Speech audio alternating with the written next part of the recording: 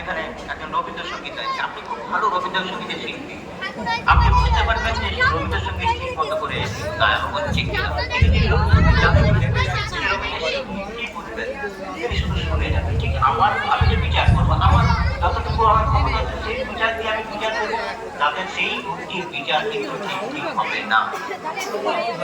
উপায়টা কি? আমি নিজের দিয়ে বিচার করতে চাও, ঠাকুরের কথামৃত যেমন আছে, আছে, এই সমস্ত সাধকদের জীবনী গ্রন্থ আছে। সেই জীবনী গ্রন্থের মধ্যে যেগুলো প্রামাণিক গ্রন্থ, সেই প্রামাণিক গ্রন্থগুলো পড়ুন, তাদের মুখনিশ্চিত যে সমস্ত বাণী আছে সেইগুলো আচরণ করুন।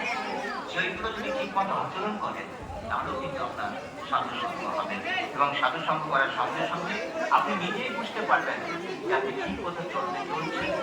ঠাকুর বলছেন, কারণ জগন্নাথ ছেলে পুরী মন্দির যাওয়ার ইচ্ছা হবে, রাস্তা জানে না, ব্যাকুলতা আছে। জগন্নাথের মন্দির তিনি পূর্ব দিকে যেতে শুরু করলেন। মানুষকে জিজ্ঞাসা করলেন, আমি জগন্নাথের মন্দিরে একজন মানুষকে জিজ্ঞাসা করলে নিশ্চয়ই কোনো লোক পাওয়া যাবে, তিনি সত্য সত্য বলে দেবেন, তুমি এইভাবে যাও, এইভাবে যাও, এদের সাথে পারে।